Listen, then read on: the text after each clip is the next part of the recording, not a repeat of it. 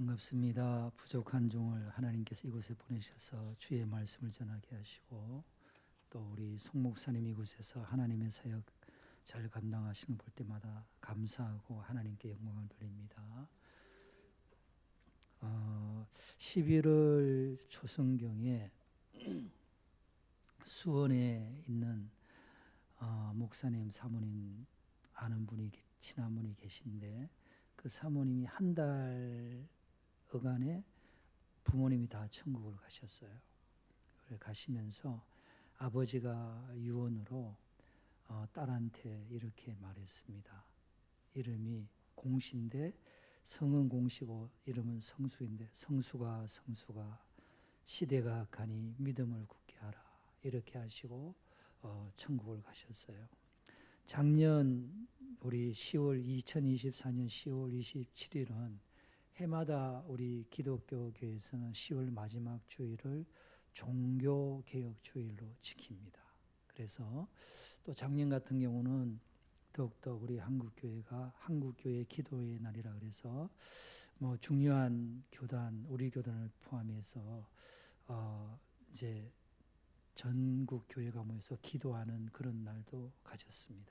그런데 결과는 나라가 더 혼란스러워진 현상이 나타났습니다. 물론 그것도 하나님의 뜻이 있고 때가 또 우리가 알지 못하지만 그 하나님의 뜻이 있겠지만 그런데 1974년 엑스플로 74 여의도에 100만 명 모이는 부흥집회에서는 그 부흥집회가 끝나서 한국교회가 엄청난 부흥을 이루었습니다.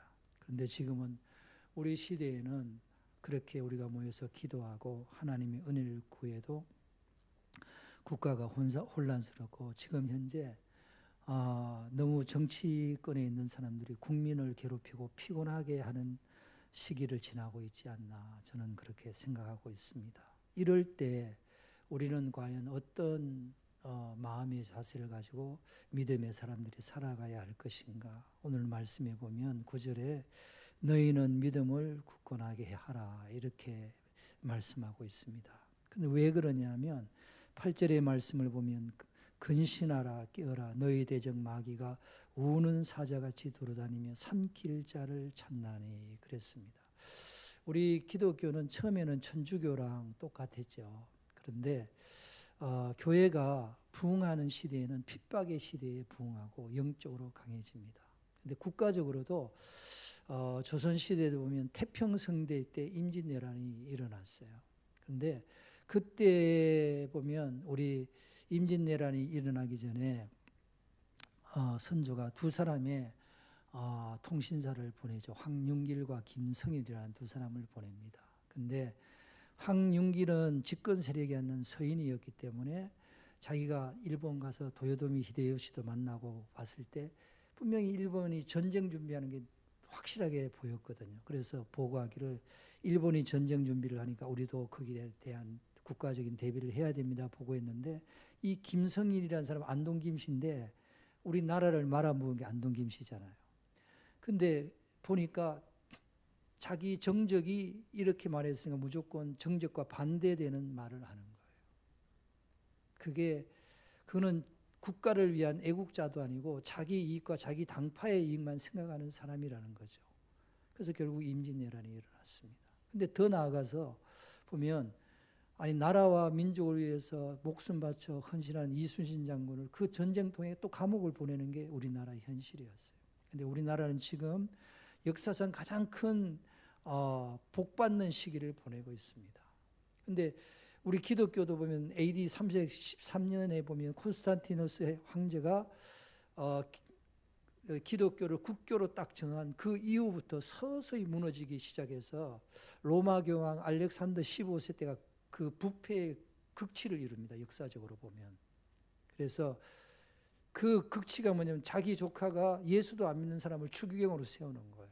그리고 그 당시에 가장 이태리의 그 피렌체에 있는 대주교인 사보나롤라라는 그 영적으로 하나님 앞에 껴있는 그 대주교 성직자를 화형시켜 죽여버립니다.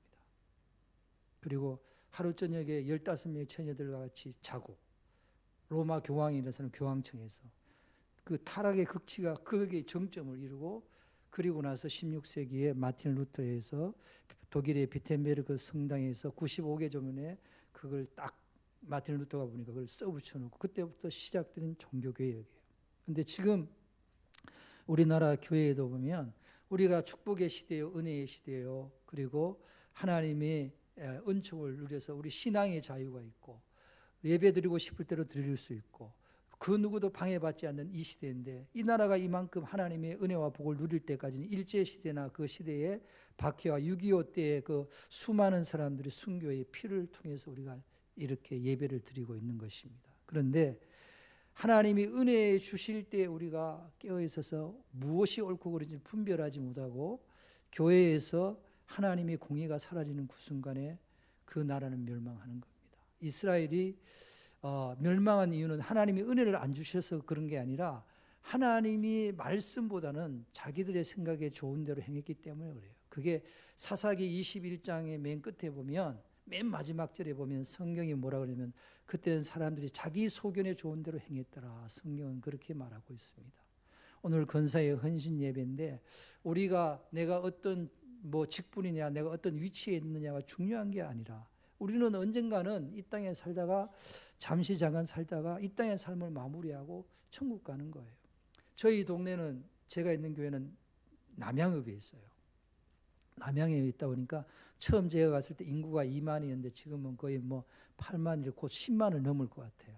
근데 그러다 보니까 신도시, 거기 시청이 있고 이러다 보니까 거기도 신도시 막 택지 개발 지금도 하고 있어요.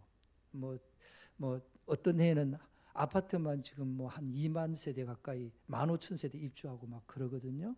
근데 거기서 이제 우리 교회 권사님 통해서 들은데, 그 활출이라고 있는데 거기도 막 개발이 되고 그러니까 자기 동네 분이 땅이 옛날부터 2,000원, 3,000원짜리 그 면이었을 때 사가지고 지금까지 70이 넘은 동안 가지고 있으니까 땅이 이제 수용되고 보상금을 얼마를 받았느냐. 자그마치 70억을 받았어요. 보상만. 근데 그 70억을 받았는데 다 자기 이름으로 해놓은 거야. 근데 71살에 죽었어. 더 놀라운 거는 그 70억을 받아가지고 자기가 자기 이름으로 다 내니까 상속세가 30억이 나왔어. 그래서 제가 웃어가지고, 아니 그 70억 있으면 내게 아니잖아요. 그렇죠. 아니 70억 받아가지고 1년도 해서 1년 동안 쓰지도 못했어. 통장에 넣고 끝났어. 근데 자식들하고, 아니 자기 마누라한테라도 좀 옮겨놨으면 그렇게 안 나올 거 아니에요. 사람이 그렇게 어리석어요. 내가 영원히 살 것 같이 생각한다고. 그래서 오늘 우리가 이런 시대에 우리가 나 자신을 바라보면서 뭘 생각해야 되느냐 하면, 내 믿음은 어디쯤 있을까 생각해 보는 것이 가장 지혜로운 인생을 믿음의 사람으로서 사는 거다. 세상이 변하는 것처럼 신앙도 매일매일 다르더라고요. 저는 지금 목회만 33년째 하고 있는데 저는 좀 빨리 은퇴하려고 그래요. 예, 제 사명이 거기까지인 것 같아서. 근데 그 33년 이렇게 하면서 이렇게 인생을 목회에 되돌아보면서 느끼는 게 뭐냐면, 오늘 신앙 다르고 내일 다르고 모레 다르고 다 달라요.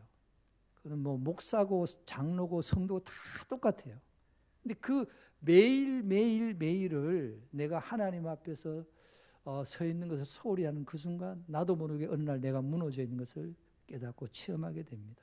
여러분, 그런데 하나님께서 왜 환난을 주시느냐?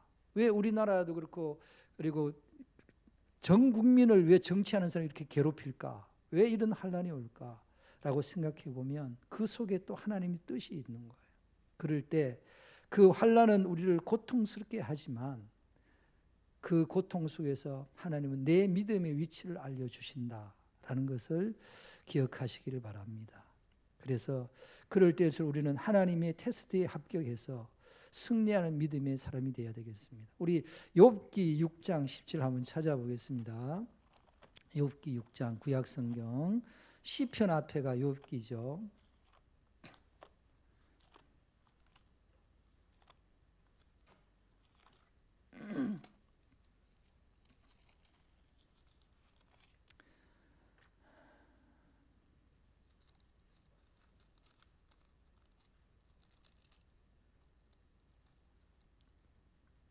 같이 읽겠습니다. 766페이지 제가 가지고 있는 성경 766, 767입니다.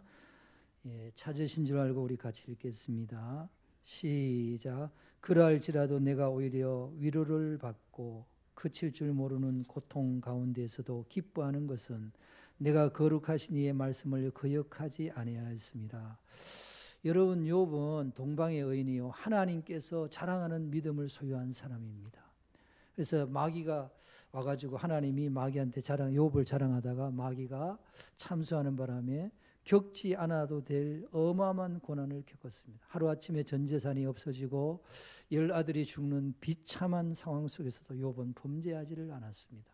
그런데 욥기 3장에 보면 자기 인생에 대해서 얼마나 탄식하고 괴로워하는지 제가 읽지는 않지만 여러분 한번 읽어보시면 나옵니다. 그런데 그 욥이 그런 가운데서도 오늘 고백하잖아요. 예? 욥이 고백하기를 내가 오히려 위로를 받고 그칠 줄 모르는 고통 가운데 살았다. 근데 그 가운데서도 그가 기뻐하는 것은 뭐냐면 내가 거룩하신 이의 말씀을 거역하지 아니하였습니다. 그랬습니다. 여러분, 기독교 신앙은 하나님의 말씀을 기초로 살아가는 것입니다. 우리 믿음의 사람이 하나님의 말씀을 버리고 다른 것에 더 관심을 가지는 순간 우리의 신앙은 아무런 의미가 없어지는 거예요.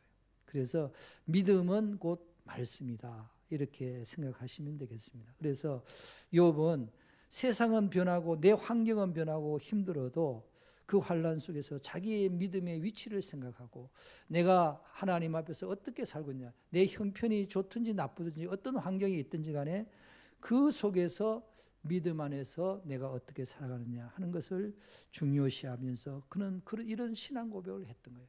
내가 이 상황 속에서 열 자식을 하루 한 번에 읽고 전 재산을 읽어도 나는 하나님의 말씀 앞에 서 있음에 감사하는 신앙 고백을 했던 거예요.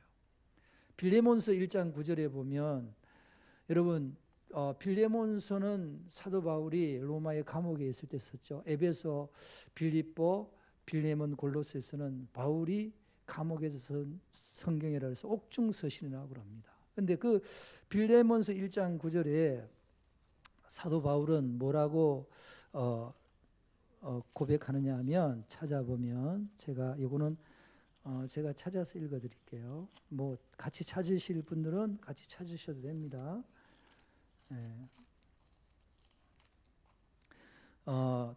빌립보서 1장 9절에 이렇게 말합니다. 도리어 사랑으로서 간구하노라. 나이가 많은 나 바울은 지금 또 예수 그리스도를 위하여 갇힌 자 되어 그랬습니다. 여러분, 사도 바울은 우리 기독교 교회에서 가장 존경받고 목사님들 가운데서 가장 존경받는 사도입니다. 그리고 지금의 레바논, 시리아, 터키, 그리스, 이태리, 저 스페인까지 기독교가 전 세계적인 종교가 되는데 가장 헌신한 주춧돌 같은 분입니다. 그런데 그 바울도 늙을 때까지 그 로마의 감옥에서 빌레몬을 만나서 나 바울은 지금 또 예수 그리스도를 위하여 갇힌 자 되었다.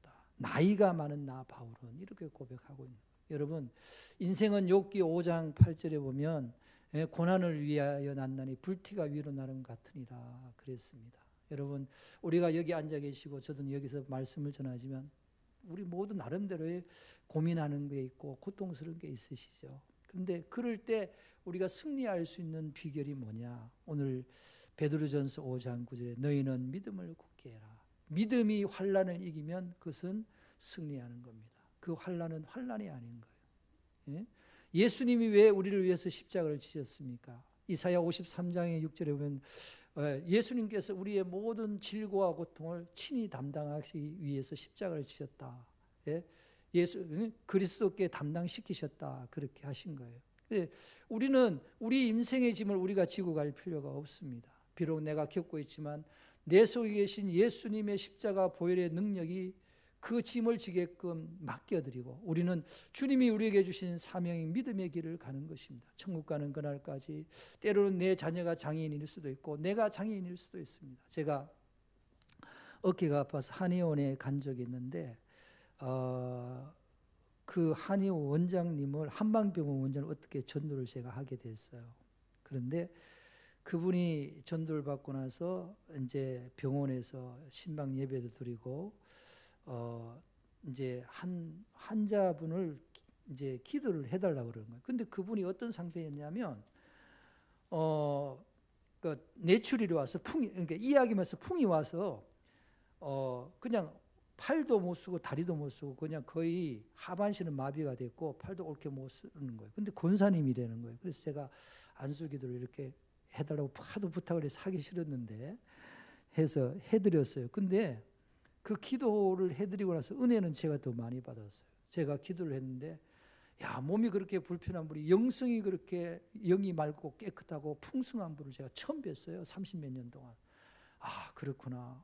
너무 많은 걸 배웠어요. 제가 그 기도 한번 해드렸어요. 제가 더 많은 걸 배웠어요. 왜냐하면 몸이 저렇게 불편하고 힘든데도 이 권사님은 하나님 앞에서 영적으로 너무 풍성한 은혜가 있는 거예요. 그래서 인생을 다시 배워야 되겠다. 여러분, 우리가 잘 아는 나 가진 것은 없으나 이런 찬양 있잖아요. 송명희 시인. 그분은 어릴 때 뇌성마비 장애인이었어요. 근데 그분은 하나님께 그 나라는 시를 통해서 하나님께 대해서 이렇게 말하죠. 하나님 공평하시다 고백하잖아요. 왜 그렇게 이야기할 수 있을까요? 그런 육신의 몸은 뇌성마비 장애인이지만 그의 영혼은 하나님 안에서 정상인보다 더 건강한 영성을 소유할 수 있었기 때문에 가능한 것 아니겠습니까? 그래서 여러분, 내가 사업에 성공할 수도 있고 실패할 수도 있고, 내가 오늘은 건강하지만 내일은 내 몸이 불편할 수도 있고, 내 환경은 오늘 다르고 내일 다르고 다 다를 수 있습니다. 그러나 중요한 것은 내 믿음의 중심이 내 환경과 관계없이 예수 그리스도 앞에서 어떤 위치에 서 있느냐가 더 중요하다는 것을 잊지 마시기 바랍니다. 히브리서 9장 27절에 성경은 이렇게 말합니다. 한 번 죽는 것은 사람에게 정한 것이요 그 후에는 심판이 있으리니 그랬습니다. 여러분, 우리는 모두 어느 누구도 이것을 피해갈 수 없습니다. 그러나 하나님은 그 다음을 이야기하셨어요. 그 후에는 심판이 있으리니 그랬습니다. 여러분, 요한계시록에 보면 8장 8절에서 9절 우리 7년 대환란 이렇게 나오는데 그 중에 8장 8절에서 9절에 보면 큰 산이 바다에 떨어진다고 그랬어요. 저는 그것을 소행성이 이 지구상에 떨어진다고 생각하고 있습니다. 우리나라도 보면 그 흔적이 있는데 저 합천군 초계면에 가면요, 그 분지가 이렇게 있는데 그 크레이트라고 그래요. 운석이 떨어진 크레이트인데 초계면, 정중면인가 그렇게 두 개 면이 그 주변 산은 680m, 700m 이런 산인데 거기만 움푹 분지가 되어 있어요. 근데 지질학자들이 땅을 깊이 이렇게 파보니까 이거는 화산 폭발이나 이런 걸 통해서 운석을 통해서 일어나는 그 지질이 나온 거예요. 우리나라도 우리가 알지 못했지만 오래전에 그런 운석 충돌의 흔적이 있었던 거예요. 근데 앞으로 하나님께서 계시록에 보면 심판의 때가 올 때에 그런 현상이 일어날 때 우리는 어떻게 바라보겠습니까? 빌딩을 몇 개를 사고 막 그런 거 다 있겠지만 이 세상에 돈 많이 버는 것도 좋겠지만 이 땅에 살면 좀 풍요하고 좋겠지만 믿음의 사람은 우리는 어떤 자세를 살아가느냐? 언제나 천국을 바라보는 그 믿음의 자세를 잘 가지고 살아가는 지혜로운 사람이 진짜 믿음의 사람이다. 그래서 예수 믿는 것의 목적이 뭐냐? 우리는 이 땅의 삶에서 내 인생을 평가받기 위해서 사는 게 아니라 예수님 하나님 앞에서 평가받기 위해서 사는 것이 우리의 믿음의 자세다라는 것을 잊지 말아야 되겠습니다. 자, 우리 성경 하나만 더 찾아보겠습니다. 유다서 1장 20절. 유다서는 요한계시록 바로 앞에 있습니다. 한 장 말씀입니다. 유다서 요한계시록 1장 딱 찾고 바로 한 장만 앞으로 넘기면 유다서입니다.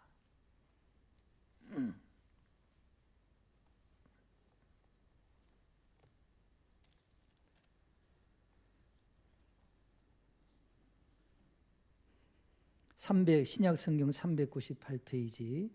자, 같이 읽겠습니다. 시작. 사랑하는 자들아, 너희는 너희의 지극히 거룩한 믿음 위에 자신을 세우며 성령으로 기도하며. 아멘. 자, 사랑하는 자들아 너희는 너희의 지극히 먼 위에 거룩한 믿음이에요. 이 거룩이란 말이 구별되다라는 뜻이잖아요. 우리가 이 땅에 살지만 우리는 이 땅의 삶과는 구별되는 인생을 사는 거예요. 히브리서 11장에서 보면 아브라함이 장막에 거한 이유를 이야기합니다. 왜냐하면 장차 영구한 도성을 바라보기 때문에 그랬다라고 고백하고 있죠. 그런데 그 아브라함은요, 엄밀하게 보면 족장이었어요. 그 아브라함 시대, 그 족장 시대의 아브라함이 자기 집에서 기르던 종만 318명이었어요. 근데 엄밀하면 그 시대 인구 구성원 비율로 봤을 때 왕과 똑같은 위치예요. 근데 그 아브라함이 막 저기 성을 쌓고 왕처럼 군림하는 것이 아니라 그는 바로 나그네와 같이 장막에 거했다 그랬어요. 왜? 아브라함의 목적은 그 이 땅의 삶이 아니에요. 예. 바로 하나님이 말씀하신 영원한 도성, 그 천국을 바라보았기 때문에 그래요. 그래서 오늘 유다서 1장 20절도 사랑하는 자들아 그랬어요. 오늘 저와 여러분이 하나님의 사랑을 입은 사람이라면 우리는 우리를 지극히 거룩한 믿음 위에 나 자신을 세우고 늘 성령 안에서 기도하며 하나님의 말씀과 함께하는 믿음의 사람이 되시기를 축복합니다. 자, 마지막으로 요한계시록 22장 12절 말씀 보고 말씀을 마치고자 합니다.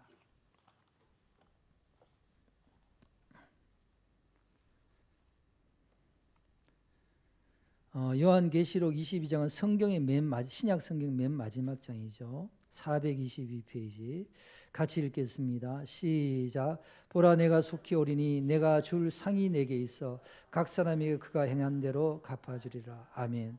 여러분, 우리가 이 땅에 살면서 하나님께 예수를 믿고 믿음 생활하고 교회에서 11조도 하고 헌금 생활하고 기도 생활하고 전도하고 헌신하고 봉사하는 그 모든 것이 결코 헛되지 않습니다. 오늘 저와 여러분이 예수님을 위해서 고난당하고 예수님 때문에 고통당하고 힘든 그 모든 것이 결단코 헛된 것이 아닙니다. 예수님께서 마지막 날에 이렇게 말씀하셨어요. 보라 내가 속히 오르니 내가 줄 뭐가 있다 그랬죠? 상이 내게 있다. 그리고 각 사람에게 그가 행한 대로 갚아주리라. 할렐루야. 예.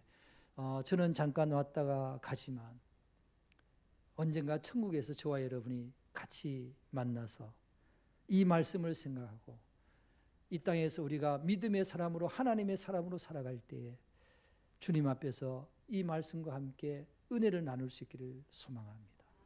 그리고 이 혼란한 우리나라를 우리가 기도로서 말씀으로서 우리의 삶의 현장에서 하나님의 공의와 정의를 여러분 물같이 흐르고 강같이 흐르게 해서 이 나라가 하나님 앞에 온전히 세워지는 나라로 세울 수 있는 저와 여러분 되시기를 예수님의 이름으로 축복합니다.